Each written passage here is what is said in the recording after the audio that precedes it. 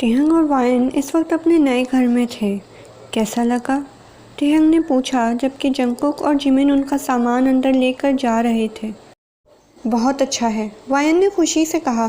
टेहंग एक बात तो बताएं, आपने तो कहा था कि वो फ्लैट भी आपका है, तो अब आप उस फ्लैट का क्या करेंगे? हम तो यहाँ आ गए। वहाँ असला सेफ रहेगा। उसकी बात कर टेहंग ने तो कोई जवाब न दिया, लेकिन जंगकुक जिमिन के कान के करीब बोला था। जिमिन बेइख्तियार मुस्कुराया। आइडिया बुरा नहीं है। जबकि शोनू साहब टेहंग के पैर के साथ चिपके हुए थे, जिसकी वजह से टेहंग बहुत इरिटेट हो रहा था। वायन इसे पीछे करो वरना मैं इसे किक कर दूंगा, टेहंग ने सख्ती से उसकी तरफ देखते हुए कहा। उफ, कितने बेरहम इंसान हैं आप। एक छोटे से जानवर को लेकर ऐसा कहते हैं। वायन इसे जानवर मत कहो, ये तुम्हारा शोनू है। जंगकुक ने दुहाई दी और भागकर बाहर से और सामान लाने लगा, जबकि वायन ने पीछे से उसकी पीठ को घूरा। इस वक्त मासूमा उसके सामने बैठी थी और अपने आप को बहुत कॉन्फिडेंस जाहिर कर रही थी। जब टेहंग ने साइड टेबल से कुछ नोटों की गड्डियाँ निकाल कर उसके सामने रखीं, फिर कुछ कागजात निकाले। ये रहा तुम्हारा पासपोर्ट और वीज़ा, तुम यहाँ से जा रही हो, टेहंग ने ऑर्डर दिया। लेकिन सर, मैं तो आप लोगों के साथ काम करने के लिए आई थी। मेरे पापा की मौत का बदला लेना है। आप मुझे इस तरह से वापस नहीं भेज सकते।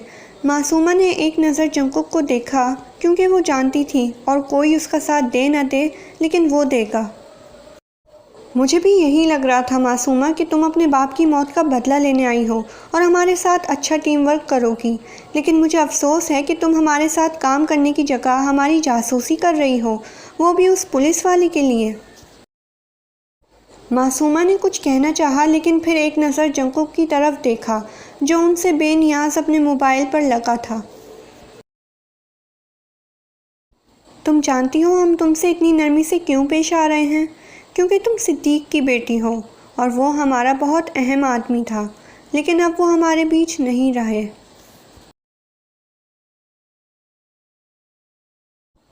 तुम्हारे यहाँ आने से हमें खुशी हुई थी मासूमा, लेकिन हमें ये जानकर बहुत दुख हुआ कि तुम उन लोगों का साथ दे रही हो जिन्होंने तुम्हारे बाप को मार दिया।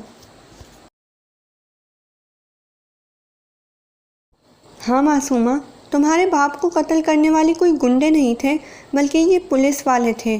पुलिस ने उससे सच्चाई पता लगाने के लिए इतना टॉर्चर किया था कि उसे ज़िंदा ज़मीन में दफना दिया।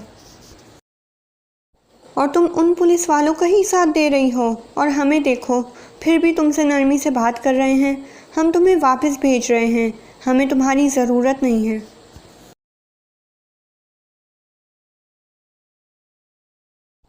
तुम वो वाहिद लड़की हो जो डेविल के साथ गद्दारी करके भी जिंदा हो, और वो भी सिर्फ अपने बाप की वजह से।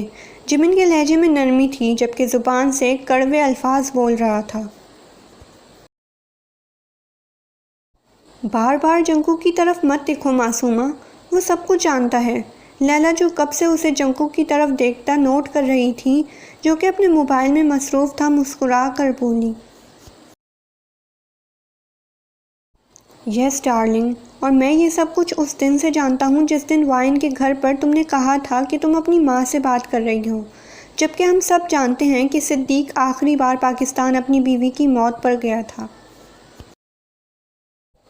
अगर मैं चाहता तो उसी वक्त कह सकता था कि तुम्हारी माँ मर चुकी है, तुम किस माँ की बात कर रही हो?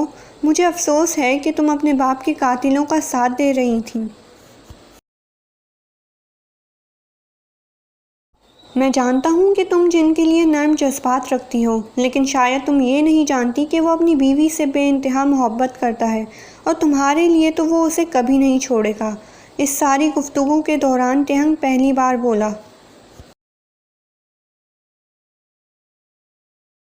वो उसे भगा कर लाया था। उसके पूरे ख़ानदान से दुश्मनी मोल लेकर उसने शादी की थी उसके साथ, और वह उसके दूसरे बच्चे की माँ बनने वाली है, और तुम्हें लगता है कि वो अपने बीवी बच्चों को छोड़कर तुमसे शादी करेगा? वो तुम्हें बेवकूफ़ बना रहा है और तुम बन रही हो। ये तुम्हारा टिकट और पासपोर्ट और वीज़ा है। तुम यहाँ से जा सकती हो हमेशा के लिए। तुम्हें जब भी रकम की ज़रूरत हो तुम हमसे रब्ता कर सकती हो। और जहाँ तक सिद्दीक के कातिलों का सवाल है तो वो तुमसे ज़्यादा हमारा मामला है, हम खुद हल कर लेंगे। अब तुम जा सकती हो। लैला, इसे यहाँ से भेजने में तुम इसकी मदद करोगी और इसे बाहिफाजत पाकिस्तान पहुँचाओगी, उसने लैला को देखते हुए कहा। ओके बॉस, लैला ने मुस्कुराते हुए कहा और उसे लेकर बाहर चली गई। जबकि अब जिमिन और टेहंग दोनों जंगकुक को बहुत सीरियस नज़रों से देख रहे थे, जिसने अपनी गेम में मगन नज़रों को उठाकर उन दोनों को देखा। मुझे इस तरह से मत देखो, मैं बिल्कुल ठीक हूँ, जंगकुक ने मुस्कुरा कर कहा, लेकिन उन दोनों ने उसे घूरना ना छोड़ा। हाँ यार, मैं कुछ ज़्यादा ही सीरियस हो गया था, लेकिन अब मैं बिल्कुल ठीक हूँ, जंगकुक ने उन्हें यकीन दिलाना चाहा। लेकिन उन दोनों ने उसे घूरना ना छोड़ा। ओके फाइन, मुझे बुरा लग रहा है। उसने ऐसा क्यों किया, वो भी उस कमीने इंस्पेक्टर के लिए। यार, वो कमीना इंस्पेक्टर मुझसे ज़्यादा हैंडसम तो नहीं है। आज रात पार्टी करते हैं, जंगकुक की ब्रेकअप पार्टी, जिमिन ने मुस्कुराते हुए प्लान बनाया। हाँ यार, मुझे इसकी ज़रूरत है, जंगकुक मिस्कीन सूरत बनाकर बोला। मासूमा अपना सारा सामान पैक कर चुकी थी, जबकि इस दौरान लैला हर वक्त उसके साथ थी। लैला ने सामान पैक करने में उसकी काफ़ी मदद की थी, बहुत अच्छी ना सही, लेकिन इस छोटे से अरसे में वो दोस्त तो बन ही गई थी। जबकि मासूमा ये सोच रही थी कि इतने अरसे से ये सब उसका मजाक उड़ा रहे थे। ये सब जानते थे कि मासूमा क्या कर रही है, और वो जंगकुक जो उससे मोहब्बत के दावे करता था, कितनी आसानी से उसने कह दिया कि वो सब कुछ जानता था उसके बारे में, और उसे शक तक न हुआ। वो तो अपने बाप की मौत का बदला लेने आई थी, और उसके बाप का कातिल था कौन?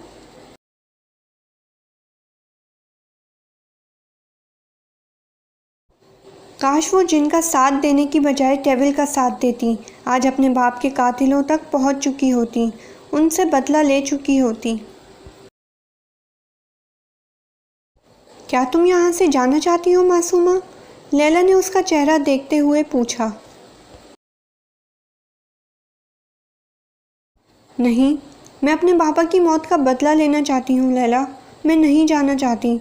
वहाँ मेरा है ही कौन? 2 साल से हमारा आगे पीछे कोई नहीं है। बाबा हर साल हमसे मिलने आते थे, मेरे लिए हज़ारों गिफ्ट लाते थे, उन्होंने मेरी हर ख्वाहिश को पूरा किया है। तुम्हें पता है, जब मुझे पता चला कि मेरे पापा इस तरह का काम करते हैं तो मुझे बहुत अफसोस हुआ, मैं उनसे नाराज़ हो गई। मैं उनका चेहरा तक नहीं देखना चाहती थी, लेकिन फिर एक दिन मेरी अम्मी ने मुझे समझाया कि मेरे पापा ऐसे नहीं हैं, वो जो भी करते हैं सही के लिए करते हैं। जब 2 साल पहले अम्मी का इंतकाल हुआ, मैंने बहुत कहा कि मुझे अपने साथ ले चलें, लेकिन वो नहीं माने। वो चाहते थे कि मैं इन सब चीज़ों से दूर रहूं, और फिर एक दिन जिमिन सर का फ़ोन आया कि मेरे बाबा नहीं रहे।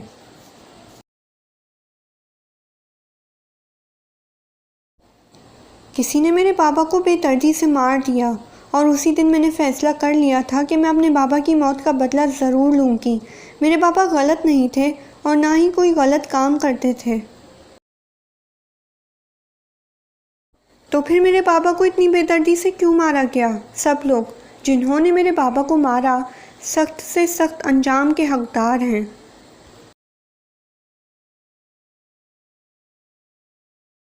मुझे यकीन है कि डेविल सर ऐसा करेंगे, वो उन लोगों को सज़ा ज़रूर दिलवाएंगे।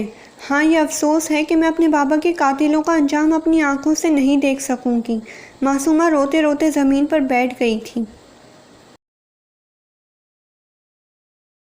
जबकि लैला उसे गौर से देख रही थी। तुम उन लोगों का अंजाम देख नहीं पाओगी? मतलब तुम कहीं जा रही हो क्या? क्या मतलब? मासूमा समझ नहीं पाई। मतलब मासूमा बीवी, ये सामान हम इसलिए पैक कर रहे हैं क्योंकि हम तुम्हें फ़्लैट में शिफ्ट कर रहे हैं, क्योंकि पुलिस को शक हो चुका है। लेकिन तुम कहीं जा रही थी क्या? लैला मुस्कुराते हुए उसके सामने बैठी।